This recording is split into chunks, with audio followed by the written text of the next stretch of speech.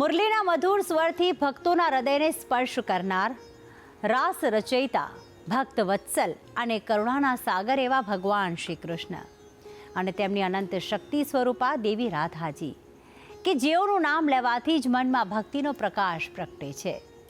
કહેવાય છે કે જ્યાં રાધા છે ત્યાં કૃષ્ણ છે અને જ્યાં કૃષ્ણ છે ત્યાં ભક્તિ અને કૃપા અવિરત વરસે છે.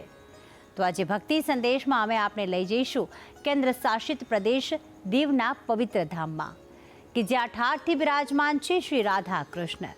તો આવો કરીએ આ દિવ્ય સ્વરૂપના પાવન દર્શન અને અનુભવીએ તેમની અપરંપાર કૃપા. કેન્દ્ર શાસિત પ્રદેશ દીવમાં શ્રી રાધા કૃષ્ણનું સુંદર મંદિર આવેલું છે, જેના દર્શન કરતા ભક્તોને અનોખી શાંતિની પ્રાપ્તિ થતી હોવાની માન્યતા પ્રવર્તે છે.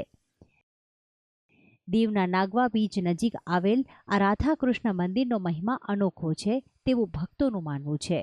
હિન્દુ ધર્મમાં એ બાબત ઘણી સામાન્ય છે કે કોઈ એક વ્યક્તિત્વની જગ્યાએ એક જોડીના રૂપમાં ભગવાનની પૂજા થાય છે, જેમ ભગવાન શંકર અને માતા પાર્વતી, પ્રભુ શ્રી રામ અને માતા સીતા, રાધા અને શ્રી કૃષ્ણ. એવું મનાય છે કે કોઈ પણ દેવ સાથે દેવીની શક્તિ મળે તો તે અમર શક્તિનું નિર્માણ કરે છે. તેથી જ તો સ્વયં દેવોને પણ શક્તિ સ્વરૂપાની કૃપાની જરૂર અનેક જગ્યાએ પડી છે. જેમ ભગવાન શંકર માતા પાર્વતી વગર અધૂરા છે, પ્રભુ શ્રી રામ માતા સીતા વગર અધૂરા છે, તેમજ ભગવાન શ્રી કૃષ્ણ રાધા વગર અધૂરા જ ગણાય છે. ગુજરાતમાં અનેક મંદિરો શ્રી કૃષ્ણના સ્થિત છે, પરંતુ તેમાં દેવી રાધાની હાજરી અચૂક જોવા મળે છે. સ્વયં શ્રી કૃષ્ણ પણ એવી જ મહેચ્છા ધરાવે છે કે તેમના મંદિરમાં દેવી રાધાની મૂર્તિ અચૂક હોવી જોઈએ. દીવના નાગવા બીચ નજીક આવેલ આ મંદિર એક સુંદર પર્યટન સ્થળ તો છે જ, પરંતુ અહીં શ્રી રાધા કૃષ્ણની સુંદર મૂર્તિ અને ભક્તોના મનમાં રહેલ પ્રભુ પ્રત્યેની અપાર આસ્થાના કારણે આ મંદિર આસ્થા સ્થળોમાં સ્થાન પામ્યું છે. આ મંદિરનું નિર્માણ હજી કેટલાક દાયકાઓ પહેલા જ થયું છે, પરંતુ અહીં મંદિરમાં સ્થાપિત સુંદર રાધા કૃષ્ણની મૂર્તિને નિહાળવા અને તેના દર્શન કરવા દૂર દૂરથી ભક્તો અહીં આવતા હોય છે અને દૂર દૂર સુધી આ મંદિરની ખ્યાતિ પહોંચી હોવાનું જાણવા મળેલ છે. અહીંયા દર્શન કરવા માટે આજુબાજુના બધા વાડી વિસ્તારોની 25-30 ગામના માણસો આવે છે અને એની મનની જે કાંઈ મનોકામના હોય, જે કાંઈ શ્રદ્ધા હોય એ બાધા રાખી બધી પૂરી થાય છે અને માણસોનો આસ્થાનું પ્રતીક છે. ને એટલા વર્ષે માણસો કોઈ પણ સારા નશા કોઈ પણ કામ કરે તો પહેલાં ભગવાનને યાદ કરે અને પછી આગળ વધે છે.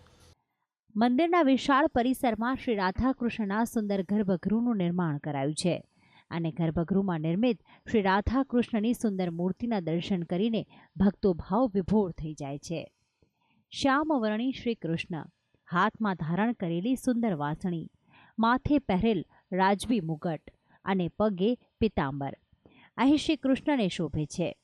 તો બીજી તરફ દેવી રાધા પણ શ્રી કૃષ્ણની આભાને છાજે અને તેમના કરતાં પણ વધુ સુંદર વસ્ત્ર અલંકારથી સજ્જ અહીં સ્થાપિત કરાયા છે. અહીં મંદિર પરિસરમાં અન્ય દેવી દેવતાઓની મૂર્તિ પણ સ્થાપિત કરાઈ છે.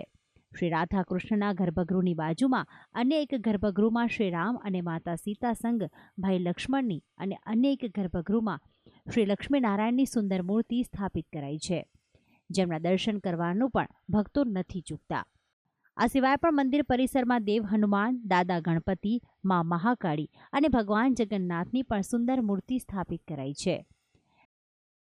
અહીં દેવાદિદેવ મહાદેવનો પણ વાસ રહેલો છે. મંદિરના એક ભાગમાં સુંદર શિવલિંગની સ્થાપના કરાઈ છે કે જ્યાં ભક્તો શ્રી રાધા કૃષ્ણની સાથે સદાશિવના પણ આશીષ મેળવે છે. અહીં ભીમકુંડની પણ હયાતી જોવા મળે છે. માનવામાં આવે છે કે આ સ્થાન સ્વયં પાંડવોની હયાતીથી પણ પાવન થયું છે અને તેમના થકી જ અહીં શ્રી રાધા કૃષ્ણની પૂજાની શરૂઆત આ સ્થાને કરવામાં આવી હોવાની છે માન્યતા. ભક્તિ સંદેશ, સંદેશ ન્યૂઝ, દીવ.